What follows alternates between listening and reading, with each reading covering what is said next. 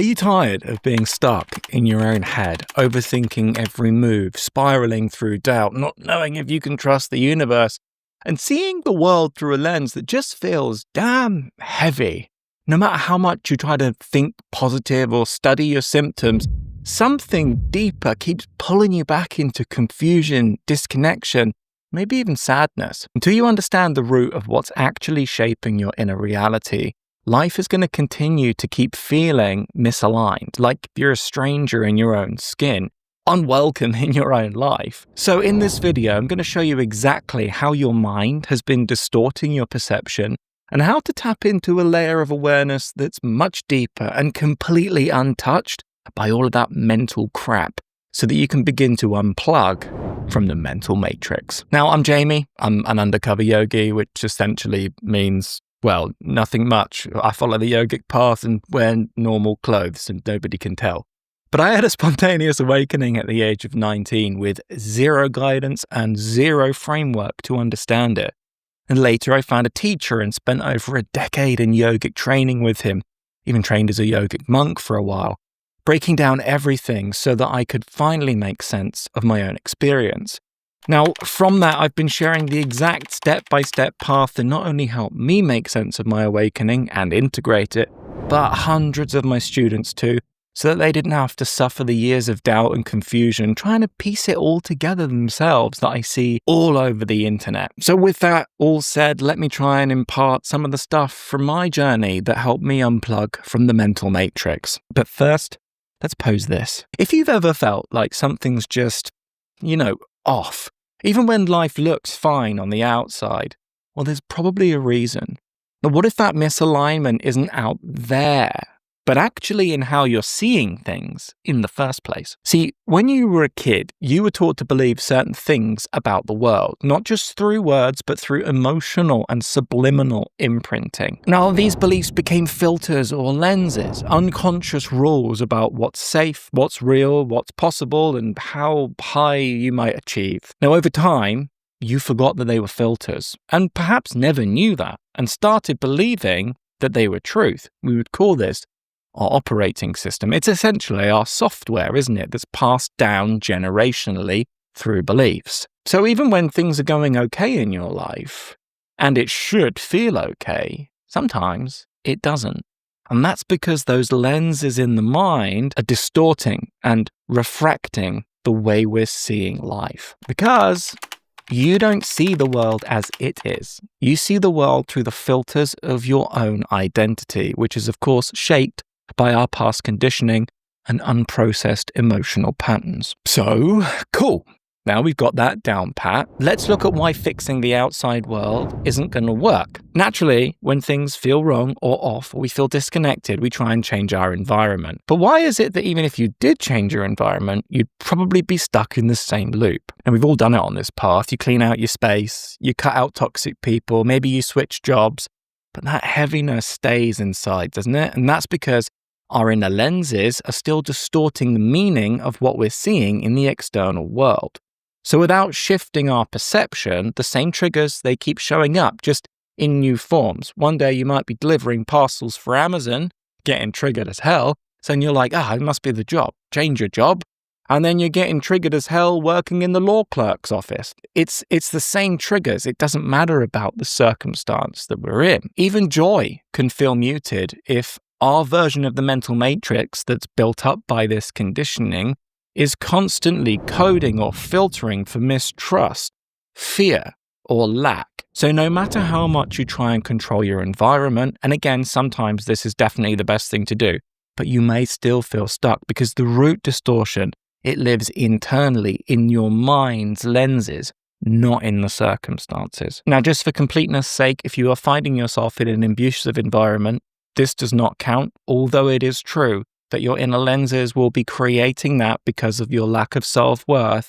It's also true that you should definitely remove yourself from your circumstances and heal on your own for a while, because that will allow you to look at these lenses in your mind that might make you desperate for a relationship and then lose your sovereignty or self-respect at times. Now, there's a deeper layer beyond mind and body. So if your mind isn't the source of truth, which it isn't, and fixing the external world or your circumstances doesn't always work, then where can you look? Well, beneath thought, beneath emotion, there is a field of energy that animates your entire being.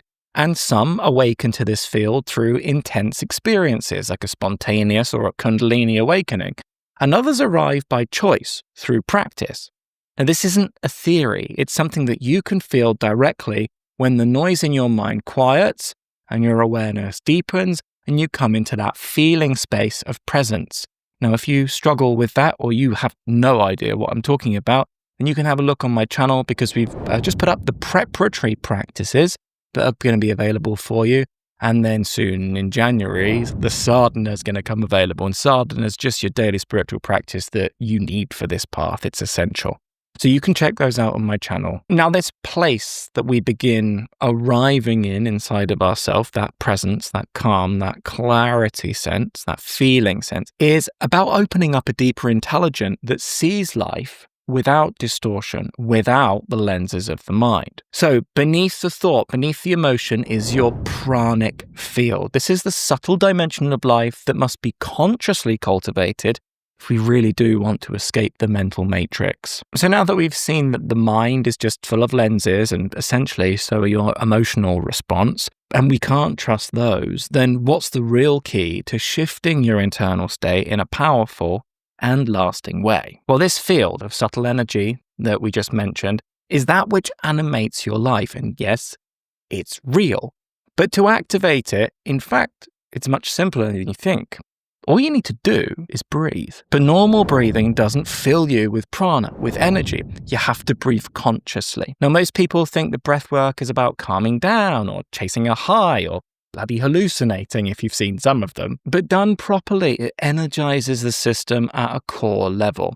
And when this field becomes alive, it begins to dissolve the distortions or the lenses in the mind on its own, because there is a link between breath, energy, and the mind.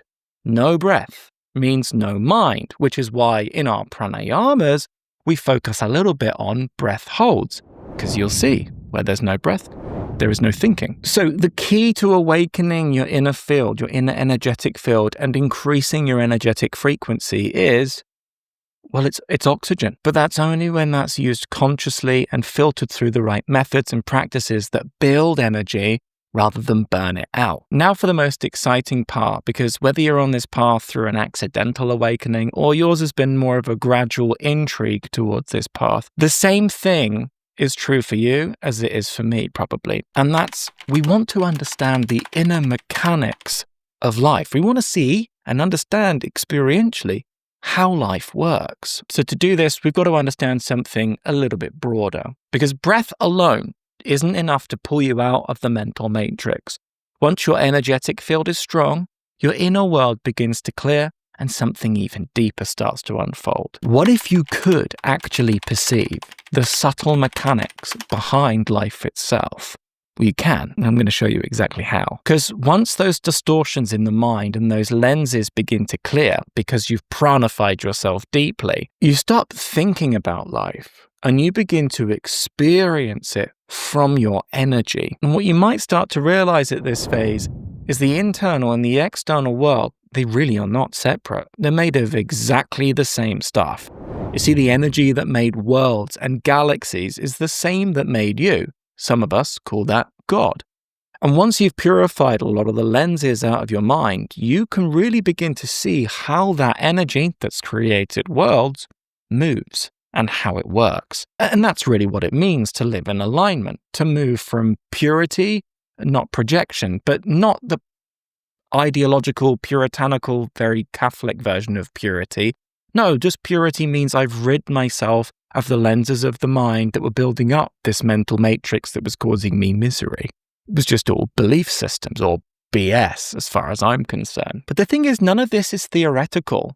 But it does only become real after you've really got a lot of prana in your system. And this is when you enter a stage or a territory where you become a prana Vader. And I found that very fun when I learned that the first time, because it almost sounds like Darth Vader. And it does kind of instill you with some serious Jedi powers, but without the evil intention. A pranavadan is somebody who has purified their inner field so fully that they can perceive and understand how life moves by studying their energies. So we're becoming a student of our own pranic field.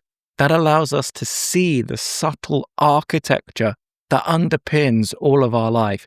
And we don't see it with our physical eyes. It's felt from somewhere deeper. And this, when you're here, is truly how you finally unplug from the mental matrix. So, now that you know what it takes to unplug from the mental matrix, how the bloomin' hell do we get there? What does it really take? Well, in this video, I break down the 5 stages of the path that I'm currently living and exactly what practices and lessons each stage of our spiritual development is trying to impart. So if that interests you, if you want to understand a little bit more of the structure behind the yogic path, then by all means, you can press that one right there.